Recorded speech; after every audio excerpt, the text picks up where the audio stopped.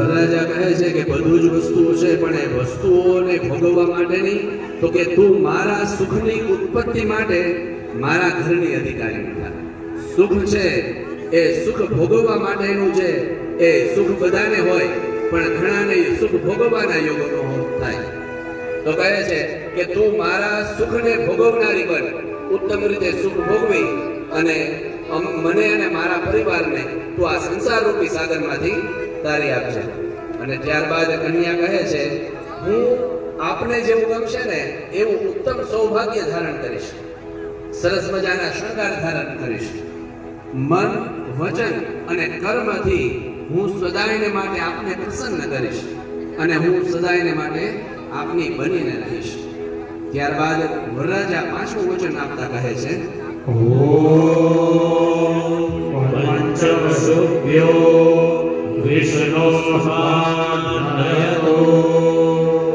પંચ ત્યાં પરમેશ્વર, એ પરમેશ્વરને, એ પરમાત્માને પ્રાપ્ત કરવા માટે થઈ અને હું તને મારી ધર્મપત્ની તરીકે સ્વીકાર કરું છું. પત્ની તરીકે સ્વીકાર કરતા હોઈએ, પણ આજે ધર્મપત્ની એટલે કે ધર્મની અંદર જે સાથ આપે એ ધર્મપત્ની.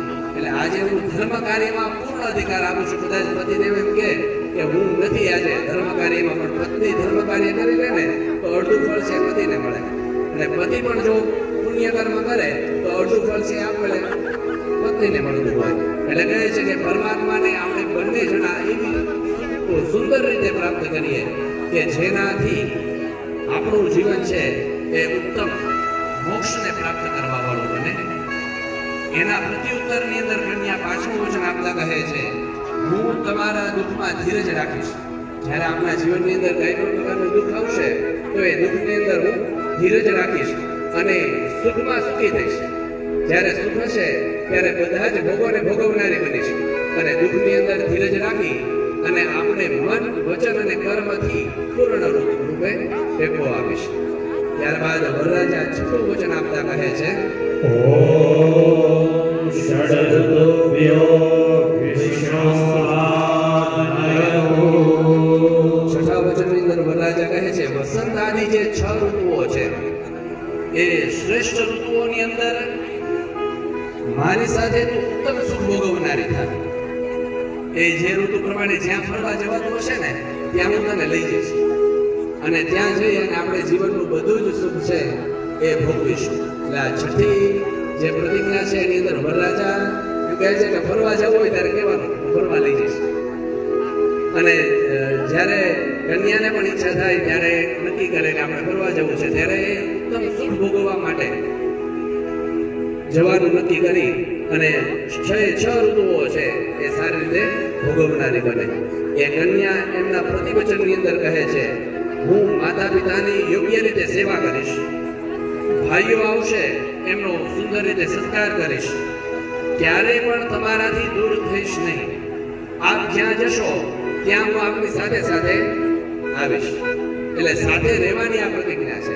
કન્યા પ્રતિજ્ઞા કરે છે કે જ્યાં રહેશો ત્યાં હું સાથે સાથે આવીશ. અને એટલે જ સીતાજીએ કદાચ આ પ્રતિજ્ઞા મનમાં બેઠાડી લીધી હશે. એટલે રામજીને વનવાસ થયો પોતે સાથે સાથે નીકળી ગયા. કેટલા નહીંતર સીતાજી કેટલા કોમળ હતા, ક્યારેય કોઈ રાજગાદી સિવાય રાજ્ય સિવાય બહાર નથી નીકળ્યા, પણ વનમાં જવાની પૂર્ણ તૈયારી બધા. તો આ પ્રતિજ્ઞા છે એ માતા પિતાની સેવા અને સત્કાર કરવાની વાત છે. 7મી પ્રતિજ્ઞા, છેલ્લી પ્રતિજ્ઞા આપતા વરરાજા કહે છે કે ઓમ સખે સપ્તફલા ભવ સામાનુવ્રતા ભવ. આપણા શાસ્ત્રકારો એવું કહે છે કે જે મનુષ્ય હાથ પકડીને 7 ડગલા સાથે ચાલી લે ને એ મિત્ર બની જાય. કેમ તો કે હૃદય અને હાથ છે ને એ એવા છે કે હૃદયની બધી જ ઉર્મિઓ છે ને જાગૃત થઈ જાય. એટલે 7 ડગલા સાથે ચાલવાથી મિત્ર થઈ જાય. એટલે કહે છે તું મારી મિત્ર બન. પાતિ રક્ષતી પતિ. પતિ શબ્દની વ્યુત્પત્તિ છે ને એવી થાય કે જે રક્ષણ કરે. એ રક્ષણ એટલે કોઈ બાહ્ય રક્ષણ તો ઠીક છે, પણ આંતરિક રક્ષણ. ઘરે આવ્યા હોય અને આપણી પત્નીનું મોઢું છે ઉદાસ હોય તો આપણે ખબર પડી જાય. કેમ? તો કે આપણે એને માનસિક રીતે ઓળખીએ છીએ એટલા માટે. તો એ સ્ત્રી છે એ પોતાના પતિ માટે બધું જ સુંદર રીતે અર્પણ કરનારી બને, અને તું મારો મિત્ર બની અને મારી સાથે બધી જ વાતો શેર કરવા વાળી બનજે. અને એની પ્રતિ ઉત્તરની અંદર કન્યા કહે છે, ધર્મ, અર્થ, કામ અને મોક્ષ, આ ચારે ચાર જે પુરુષાર્થ છે, જ્યારે ધર્મ કરવાનો છે, પૈસા કમાવાના છે. જો અત્યારે હવે સ્ત્રી છે સમોવડી છે, પૈસા કમાવા પણ તમે નોકરી 8 કલાક કરશો તો હું 10 કલાક કરીશ, સાથે અર્થ ઉપાર્જન કરીશ, કામ પણ ઉત્તમ રીતે ભોગવીશ, અને સાથે સાથે મોક્ષનો વારો આવશે ને ત્યારે હું આપને આગળ થઈ જઈશ અને મોક્ષને પ્રાપ્ત કરાવીશ. અને સ્ત્રી એક એવું ચરિત્ર છે કે માં ભગવતી જગદંબા સ્વરૂપે વિરાજિત થઈ અને સ્ત્રી પોતાના પતિના ટિફિનની અંદર ક્યારે સફળતા મૂકી દે ને એ ખબર નથી હોતી, ક્યારે ઉત્સાહ છે એ ભરીને આપી દે ખબર નથી હોતી. પતિ છે નિરુત્સાહી હોય, પત્નીને ખબર પડે કે આજે કંઈક સ્વભાવની અંદર ફેરફાર છે, કે ઉત્સાહનું ટિફિનની અંદર ઉત્સાહ ભરી દે, રોટલી શાક તો ભર્યા હોય પણ એની સાથે ઉત્સાહ મૂકી દે, સફળતા મૂકી દે.